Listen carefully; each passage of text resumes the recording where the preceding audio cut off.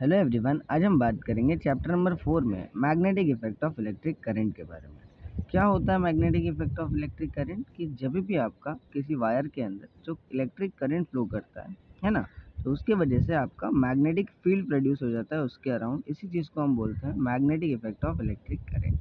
आइए इसे एक एक्सपेरिमेंट से समझते हैं।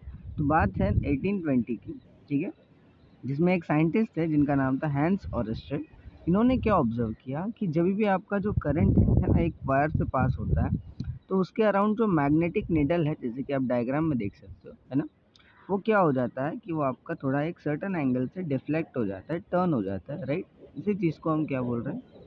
Indirectly magnetic effect of electric current बोल रहे हैं। आ रही बात समझ में? ठीक है ना। इस पर्टिकुलर डायग्राम में अगर आप ध्यान से देखोगे तो आपने यहाँ पे प्लग की लगा रखा है ना। यहाँ पे आपका ये क्या है? प्लग की है।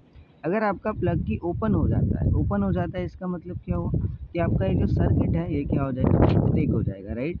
जैसे ही ये सर्किट आपका ब्रेक हो जाएगा, ठीक है, तो इन दैट केस आपका जो मैग्नेटिक नीडल है वो रेस्ट पे रहने वाला है, यानी वो डिफ्लेक्शन नहीं दिखाएगा। अरे बात सुनो, यानी वो कौन से डायरेक्शन में अलाइन रहेगा? नॉर्थ साउथ डायरेक्शन में अलाइन रहेगा। जैसे कि आप यहाँ देख सकते हो, अभी यहाँ पे मैग्नेटिक नीडल जो है आपका स्ट्रेट है, राइट। अच्छा, जैसे ही आपने क्या किया, प्लग की को क्लोज कर दिया है ना, क्लोज कर दोगे तो क्या हो जाएगा? सर्किट कनेक्ट हो जाएगा, राइट। अच्छा, तो इन दैट केस आपका जो मैग्नेटिक नीडल है वो क्या होगा? डिफ्लेक्शन शो करेगा, ठीक है। और डिफ्लेक्शन शो कौन से डायरेक्शन में करेगा? It will show deflection in north west direction, यानी आपका ये जो मैग्नेटिक नीडल है वो नॉर्थ वेस्ट डायरेक्शन में डिफ्लेक्शन शो करेगा।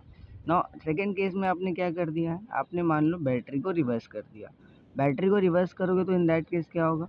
आपका करंट भी रिवर्स हो जाएगा, है ना। तो जब आपका करंट रिवर्स हो जाता है, जैसे कि आप यहाँ देख सकते हो, ठीक है, तो आपका मैग्नेटिक नीडल डिफ्लेक्शन शो करेगा, बट ऑपोजिट डायरेक्शन में करेगा, है ना। जैसे कि पहले आपका नॉर्थ वेस्ट में जा रहा था, अभी वो नॉर्थ वेस्ट में नहीं बल्कि नॉर्थ ईस्ट डायरेक्शन में डिफ्लेक्ट होगा। आधी बात समझ में? ठीक है, ऑल राइट।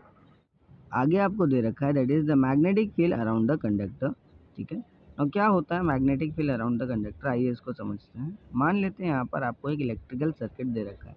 इस बार आपने यहाँ पर एक कार्डबोर्ड प्लेस कर रखा है, ठीक है, कार्डबोर्ड प्लेस कर रखा है, और उस पर्टिकुलर कार्डबोर्ड के ऊपर ना आपने आयन फीलिंग्स को स्प्रेड कर दिया है, ठीक है। आयन फीलिंग्स को क्या कर दिया है? स्प्रेड कर दिया है ना। जैसे ही आप बैटरी ऑन करोगे, क्या होगा कि आपका करंट इस पर्टिकुलर सर्किट में फ्लो करने लगेगा। यस और नो? अच्छा, जैसे ही करंट फ्लो करेगा, जितने भी आयन फीलिंग्स हैं अपने आप, जितने भी आयन फीलिंग्स यहाँ पर हैं, है ना, वो अपने आप को एक सर्कुलर मैनर में क्या कर लेते हैं? अरेंज कर लेते हैं, ठीक है, अराउंड द वायर, ठीक है ना। ये ऐसा क्यों करते हैं? जस्ट बिकॉज वहाँ पर मैग्नेटिक फील्ड क्या हो जाता है?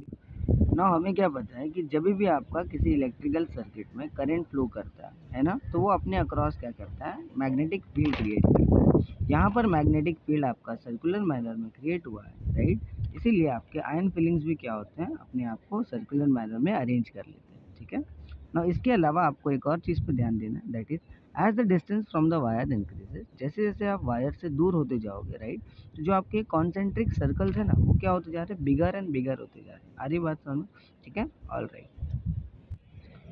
सो आई होप आपको समझ में आया क्या होता है magnetic field around the conductor. ठीक है, मिलते हैं नेक्स्ट वीडियो में, तब तक के लिए थैंक यू।